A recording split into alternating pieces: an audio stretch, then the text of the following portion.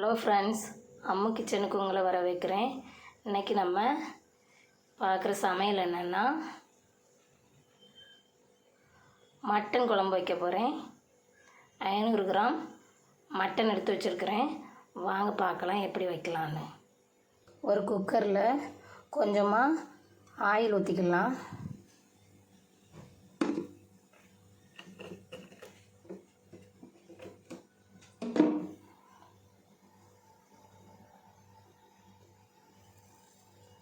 அப்புறமா கொஞ்சமாக பெருஞ்சீரகம் ஆட் பண்ணிக்கலாம்.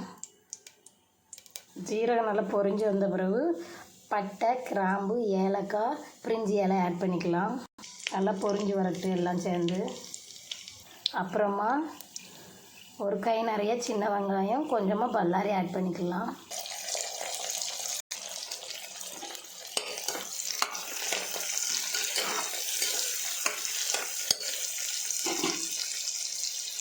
கொஞ்சமாக உப்பு போட்டுக்கலாம்.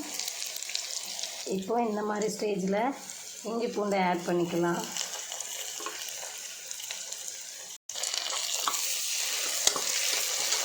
இஞ்சி பூண்டு பச்சை வாசனை போன பிறகு தக்காளி ஆட் பண்ணிக்கலாம். தக்காளி நல்லா மேஷ் ஆன உடனே இப்போது நம்ம எடுத்து வச்சுக்கிற மட்டன் இதில் ஆட் பண்ணிக்கலாம்.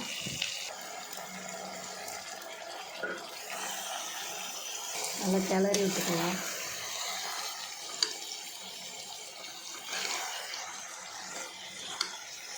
இந்த மட்டன் இந்த எண்ணெயிலே கொஞ்சம் நேரம் நல்லா வேகணும்.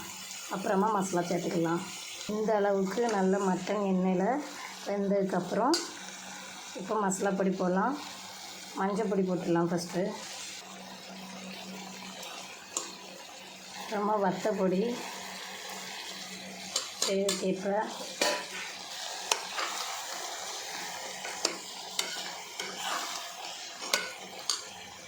இந்த அளவுக்கு நல்லா கிளறி விட்டதுக்கப்புறம் மல்லிப்பொடி ஆட் பண்ணலாம் தேவைக்கேற்ப.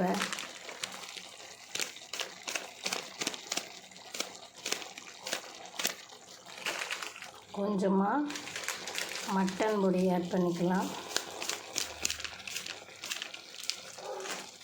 இப்போது தேவைக்கேற்ப தண்ணி ஊற்றி குக்கரில் ஒரு 5 விசில் விட்டுறலாம்.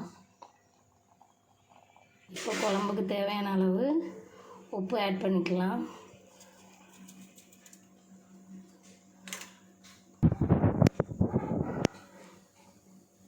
இப்போ குழம்புக்கு தேவையான அளவு தேங்காய் பேஸ்ட் அரைச்சிட்டு வந்துடலாம். ஒரு 5-6 சின்ன வெங்காயம், கொஞ்சமாக பெருஞ்சீரகம்,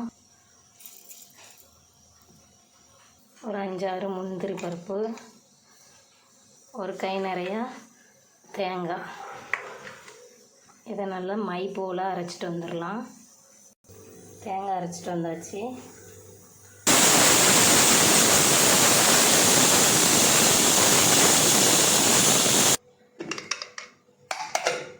பாருங்கள், இந்த அளவுக்கு நல்லா வெந்து வந்திருக்கு. இதில் தேங்காய் பேஸ்ட் ஆட் பண்ணிக்கலாம்.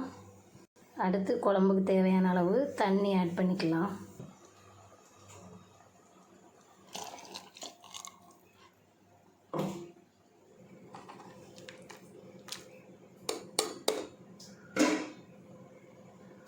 நல்லா கொதித்து வரட்டு. நல்லா கொதி வந்த பிறகு லாஸ்ட்டாக கொஞ்சமாக மிளகு பொடி தூவி இறக்கிடலாம்.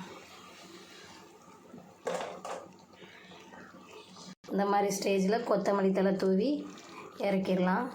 நல்லா சூடான சாதத்துடன் நல்லா மட்டன் குழம்பு ஊற்றி சாப்பிட நல்லாயிருக்கும். நீங்களும் உங்கள் வீட்டில் செஞ்சு பாருங்கள்.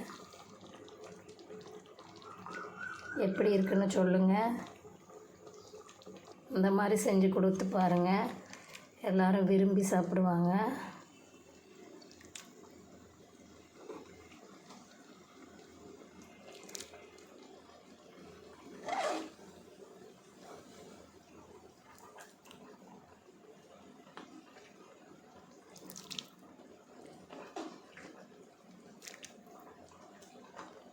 Thank you.